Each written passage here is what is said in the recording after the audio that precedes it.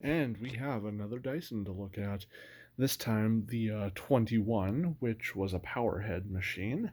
One of the very few from them that seems to have been around. I know there were some earlier versions, I think like the 08 maybe? And, I can't recall the other ones right now, but there weren't many released in the US, and I don't think they really make powerhead ones anymore. But I was cooking dinner one night and I saw this pop up on Marketplace, and it had only been up for about 30 minutes. I'm like, I better jump on that because it was a really low price. So it's like I know it's not going to last. So I thought, that I better move.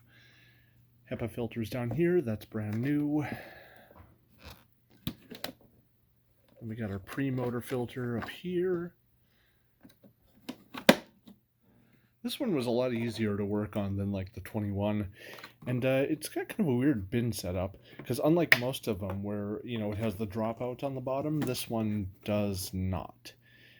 So you actually disconnect it from here, and then, you pull the Cyclone out of the bin.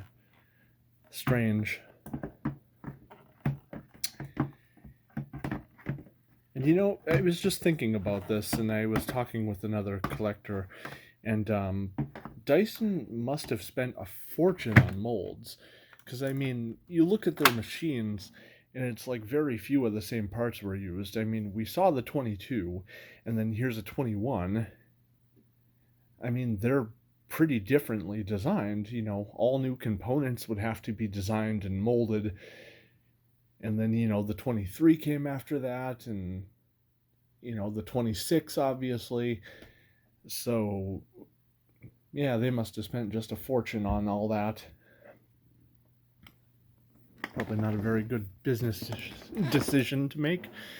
And, I always wondered what the purpose of this was. And now that I actually have one of these, I know. This acts as the swivel.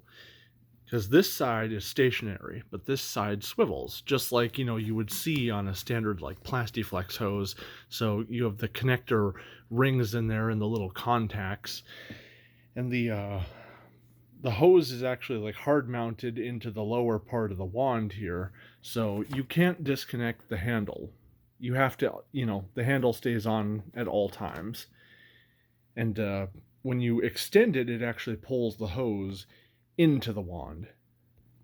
And with it extended, we can see that little swivel piece is now all the way up here, instead of, having hose coming out the back of it. Power head, 2-section brush roll on here, and surprisingly no belt. It's gears inside of here. I think 3 of them, including the one on the end of the motor. It's armature. And I think this is worn down, this little squeegee piece. The bristles on here are quite stiff. They remind me of like the DC17. I think they're just a tish softer than that. And then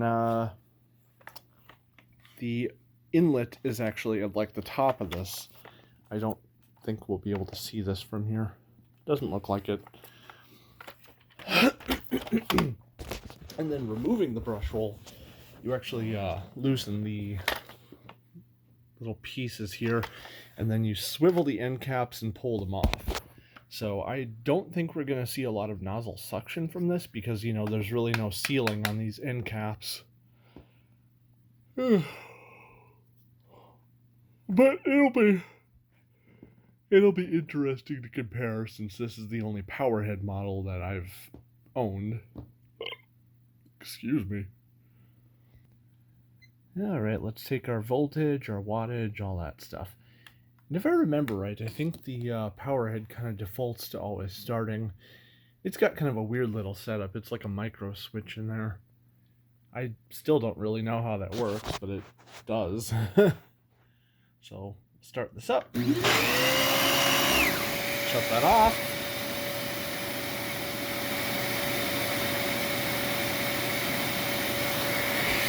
Back on.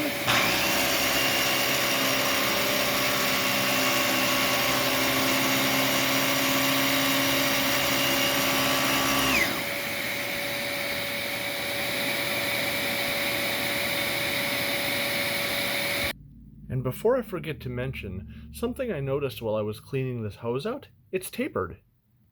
I didn't expect that from a Dyson. And then we have the cord running through there like a lot of European style machines. But I just thought that was really interesting. Tapered hose. Now, I don't know how good of a connection I actually have here, but I figured we'll at least try to take a measurement.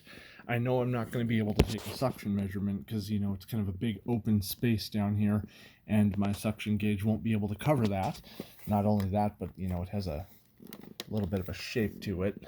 So, take this one with a grain of salt for sure.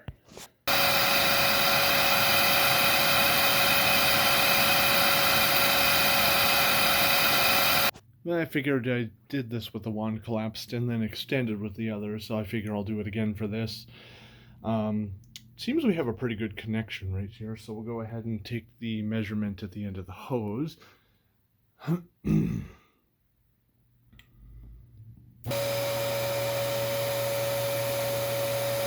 Probably have a little bit leakage. Take a suction reading.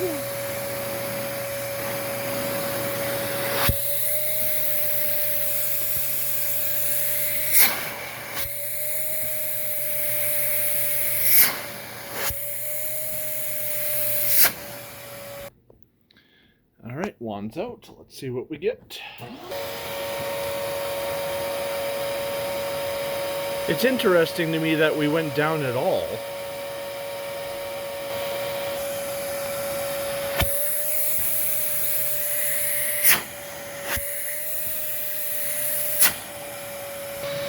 Alright, brush rolls off. Let's take the measurement.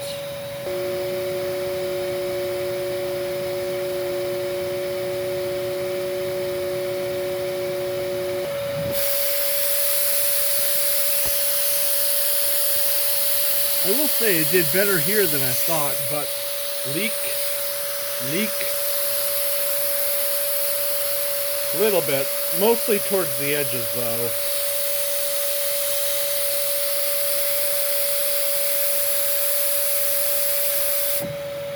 Now let's turn the brush roll on.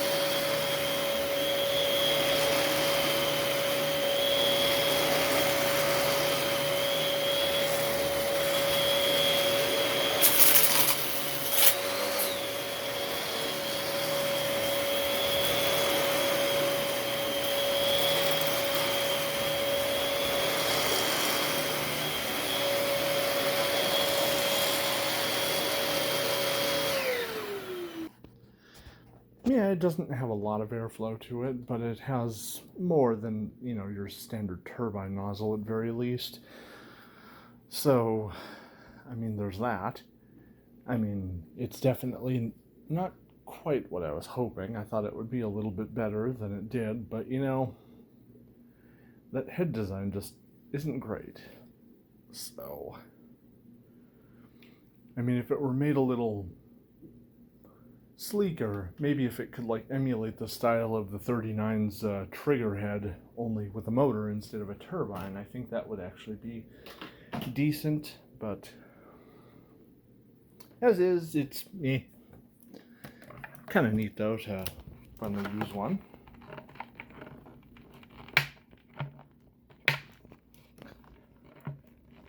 Stupid thing. Lots of cat hair got trapped around the bottom of the shroud. And where are...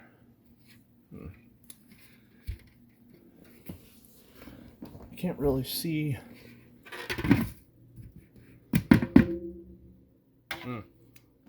I suppose they got kind of trapped down there. Lots of cat fuzz.